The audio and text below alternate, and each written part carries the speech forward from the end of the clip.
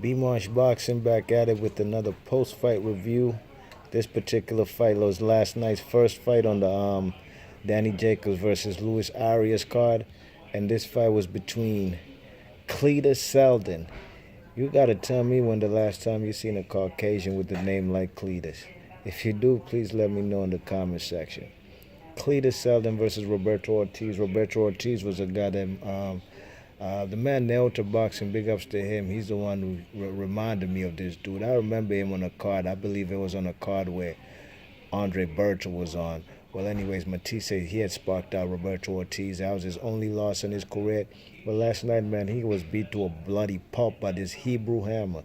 God, I think he's from Brooklyn, but he fights out of Long Island. You know, he was fighting in front of the home crowd in Long Island's Nashville Coliseum. And this guy right here is a terror, man. He's a terror, man. He dropped his opponent in the first 14 seconds, man. He caught him right on the temple area, knocked his equilibrium and his balance off his feet. Roberto Ortiz went down, and he got knocked down again in the second round with the vicious uppercut that put Roberto Ortiz on the canvas, sitting on the back seat of his pockets. You know what I mean? That was round one. Roberto Ortiz just couldn't stop that right hand. Whether it was right hooks, straight right hands down the pipe, he couldn't stop it, couldn't do anything about it. And he was getting clobbered with that right hand, man. A vicious right hand, an overhand right. Split open his left eye. Almost looked like Vitaly Klitschko versus Lennox Lewis on the top of his left eye. Bleeding profusely, you know.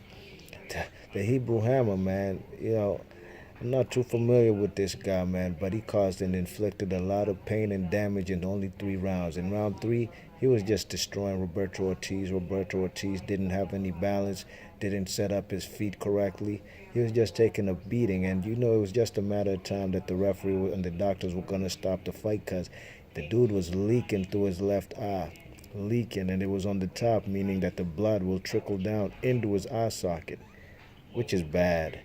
You know, so round 3, what ended the fight wasn't even actually a punch. I don't know if the referee didn't notice it, but this guy Cletus actually put an elbow. You know, the guy got a kind of awkward style, the way he defends himself. It's all upper body movement with this Cletus Seldin, you know, the Hebrew Hammer. You know, back in the day, New York City, man, what was it, Italian, Jewish, and Irish fighters were the order of the day. These guys were very popular in the 30s, 40s, 50s in New York City.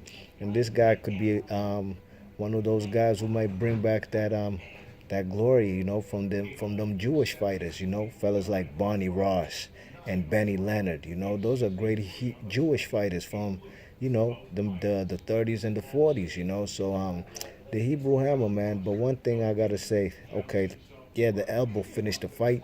The guy didn't continue. He ain't going to the 4th round, and they called the fight, man. The Cletus Seldin, laid the smackdown. But one thing I gotta say about Cletus Seldin before this video ends, it's imperative, it's mandatory, he must get drug tested. This guy has actually been tested positive before for steroids, for performing enhancing drugs. And the way he looked last night, you gotta test a guy like this. I don't care what nobody says. The way he beat down Roberto Ortiz. Hey, if he ain't on steroids, good for you. But you see, this is where you can't leave, and the benefit of the doubt will only come out, you know, if he tests clean. Once you test positive, you're like a career criminal. Fellas are gonna be scared to hire you, you know what I mean? And fellas gotta be, we don't know if this guy's on steroids the way he beat down Roberto Ortiz. So that's all I'm saying. I like what he did yesterday. This was actually the best fight on that HBO card, even though it only went 3 rounds. But like I said, WBC, Clean Boxing VADA program, test this guy one time, man. And this is nothing against Cletus Seldin or his fans or any Jewish fans or Jewish fighters. Hey, man, like I said, man, HBO's trying to diversify their portfolio because, you know, hey, Triple G's on his last legs. That's why they brought fellas like Danny Jacobs over there, the HBO, and even Bobo Andrade, and even Big Baby Miller, basically bringing black fighters. You know, HBO was primarily showcasing Caucasian, white, European fighters, Eastern Bloc fighters from Russia and these places, Kazakhstan. Well, they seen these guys are getting beat up right and left. Andre Ward beat up Kovalev. Triple G might be on his last legs. Lomachenko will definitely be on his last legs once Rico gets through with him on December 9th.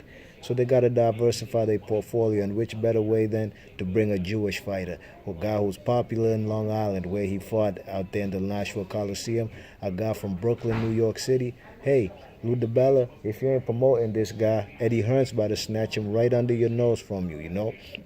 I don't know if Eddie, he's actually promoted by Star, like the Guardia Promotions, which is a BS promotional company, you know. But this guy right here, Cletus Seldin, I like what he did, but like I said, please test this man. Hopefully he doesn't test positive for steroids again. And he tested positive in 2017, so that's the reason I'm mentioning it.